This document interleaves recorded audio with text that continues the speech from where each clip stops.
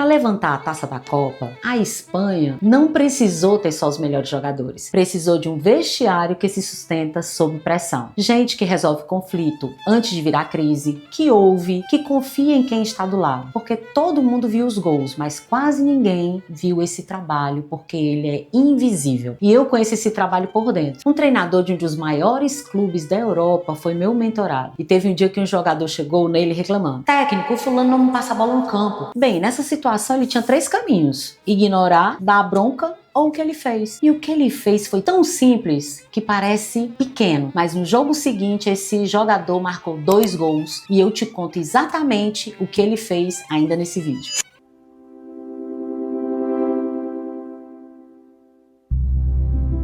Eu sou a Delânia Santos, mentora executiva. Esse treinador fez comigo um ciclo de 20 encontros. Ele na Europa, eu no Brasil. Mas a história é real e eu vou abrir o processo por dentro. Se você lidera gente numa empresa, num time, numa família empresária, esse caso pode ser o retrato do degrau que separa o grande profissional do grande líder. Carreira construída degrau por degrau até a comissão técnica da elite mundial. No papel, um vencedor. Foco, leitura de jogo, disciplina, mas tudo que levou esse homem até ali foi a entrega individual dele. E na comissão técnica de um clube gigante, o trabalho muda de natureza, que é coordenar analistas, conversar com o jogador, alinhar com o técnico principal e mediar o vestiário. O resultado deixa de depender do que ele faz e passa a depender do que você faz com os outros para que eles façam. Então, quando ele me procurou, não estava em crise, ele estava em ascensão, o que é diferente. Ele sentiu que na parte humana do trabalho se sentia menos seguro do que gostaria e teve a lucidez, a maturidade de entender que o próximo salto não era técnico, era humano. E a intuição dele bate com a ciência. A pesquisa clássica de Goleman na Harvard Business Review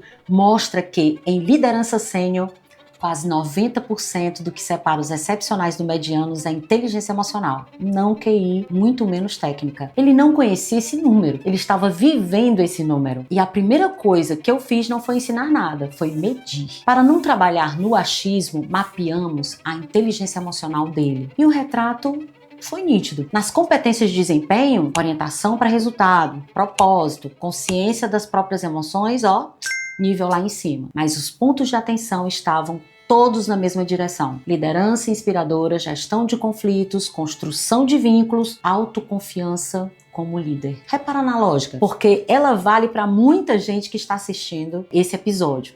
Ele passou a vida sendo cobrado pela própria entrega. Agora o resultado depende de fazer um grupo inteiro entregar. Isso não era fraqueza, era um degrau que ele ainda não tinha subido. E uma dessas competências, lá embaixo, a gestão de conflitos, ia ser testada na prática no meio do processo. Guarda essa, que a gente volta daqui a pouco a esse ponto. Esse é o primeiro caso de uma série que eu abro processos reais de mentoria executiva por dentro, sempre sem expor ninguém. Se esse bastidor te interessa, se inscreve. Os próximos casos estão a caminho. Mas voltando à história aqui do nosso técnico adjunto. O trabalho não começou pela equipe dele, começou por ele. Mapeamos os momentos decisivos da trajetória e quem ele se tornou em cada um. Porque não dá para liderar os outros sem antes liderar a própria história. Foi ali que ele enxergou a origem das próprias forças e das próprias travas. Daí fomos exatamente em cima do que o diagnóstico apontou: comunicação assertiva e não violenta. Ou seja, dizer o que precisa ser dito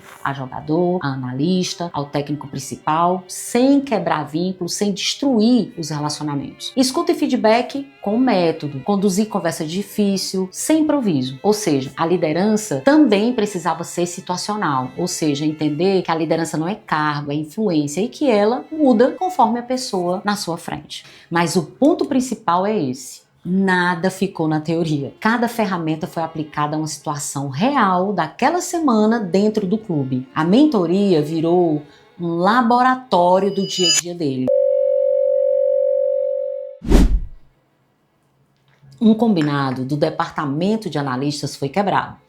O treinador de um ano atrás com certeza teria engolido para evitar um conflito, um atrito. Gestão de conflitos era exatamente o ponto mais baixo do radar dele, lembra? Dessa vez não. Ele segurou a linha com firmeza e respeito, falou sobre o impacto daquela atividade e finalizou: a regra vale para todos. Ali ele assumiu de fato o posto de gestor. Uma outra situação foi a que abriu esse vídeo. O jogador reclamando que o companheiro não passava a bola. Ignorar era fácil. Bronca era mais fácil ainda. Ele fez diferente. Pegou o vídeo dos dois em campo, achou o ajuste que estava na mão do próprio jogador e mandou uma mensagem empática, reconhecendo a frustração, mostrando que dava para fazer diferente, reafirmando a confiança, escuta, comunicação e feedback numa mensagem só. No jogo seguinte, 2 gols. Isso não é sorte. É liderança aplicada com método. E a delegação?